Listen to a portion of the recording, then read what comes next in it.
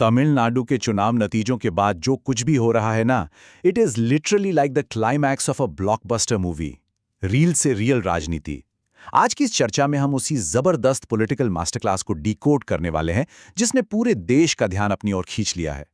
एक ऐसी कहानी जहां पर्दे की दुनिया और असल जिंदगी के बीच की दीवार पूरी तरह से गिर चुकी है। चलिए सीधे 4 मई 2026 के उस एक्शन पैक दिन में चलते हैं। इमेजिन कीजिए उस भारी टेंशन को जो उस वक्त गवर्नर के ऑफिस में चल रही थी। क्या एक सिनेमा का हीरो रियल लाइफ पॉलिटिक्स का सबसे मुश्किल इम्तिहान यानी फ्लोर टेस्ट पास कर पाएगा?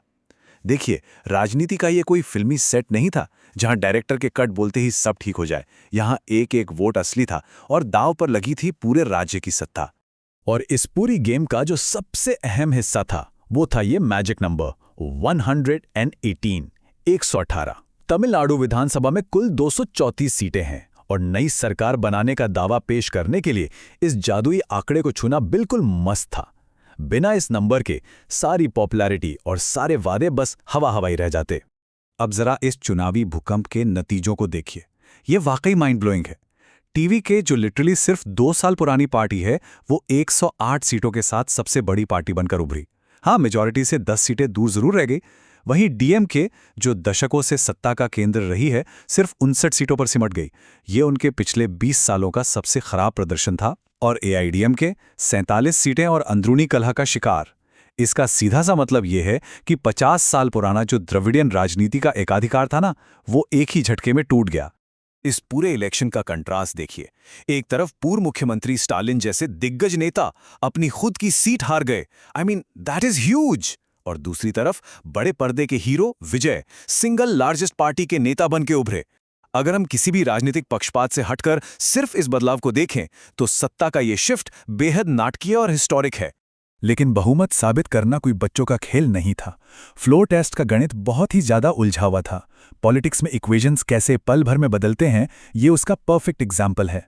वोटिंग से ठीक पहले डीएमके ने वॉकआउट कर दिया, जिससे वो 118 का मैजिक नंबर अपने आप घटकर 88 पर आ गया।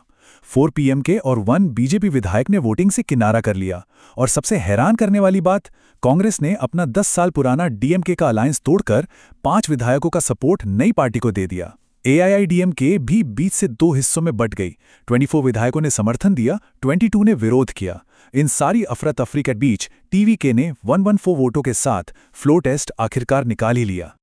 और सीएम की कुर्सी संभालते ही जो शुरुआती फैसले लिए गए वो बिल्कुल किसी फिल्म के फास्ट पेस्ड सीक्वेंस की तरह थे।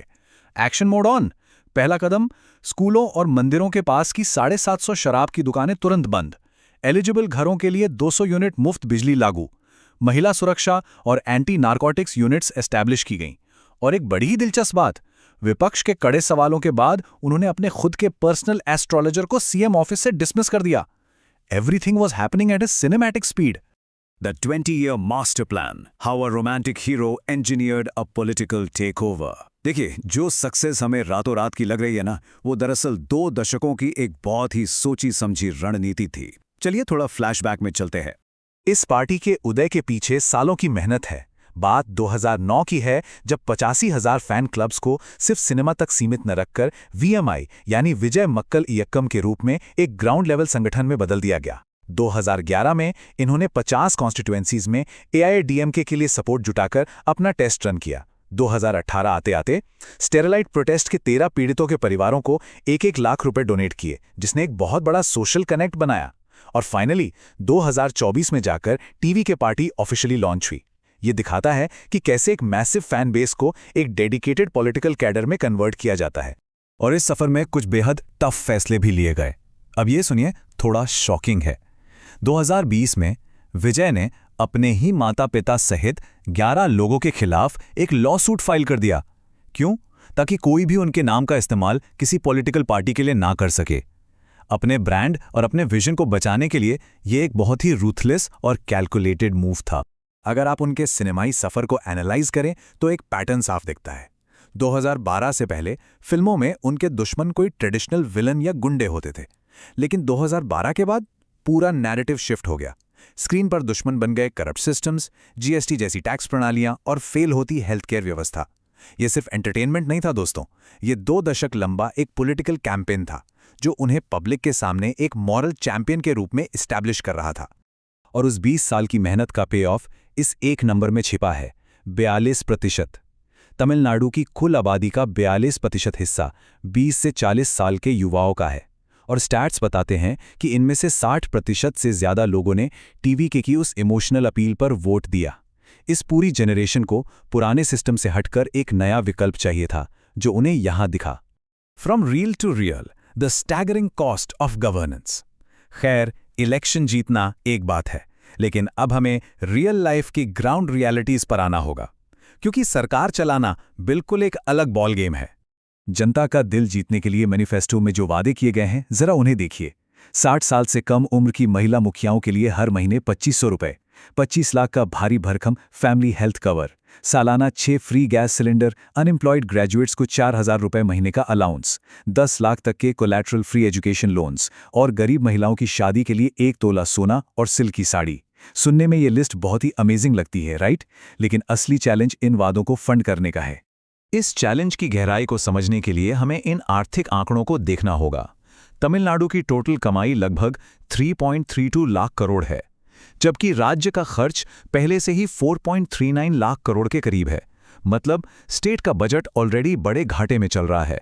और सबसे चौंकाने वाली बात, नई सरकार ने जो ये लोक लुभावन वादे किए हैं, सिर्फ उनका बिल ही 1 लाख करोड़ रुपए के करीब है। ये एक बहुत ही मैसिव फाइनेंशियल बर्डन है जो राज्य के खजाने पर पड़ने वाला है। और मजे की बात यह है कि नई लीडरशिप को भी इस खतरे का पूरा अंदाजा है। खुद विजय को शपथ लेने के बाद ये रियलिटी एक्सेप्ट करनी पड़ी। उनका कहना था, हमें 10 लाख करोड़ का कर्ज चुकाना है। तमिलनाडु भारी कर्ज में डूबा हुआ है।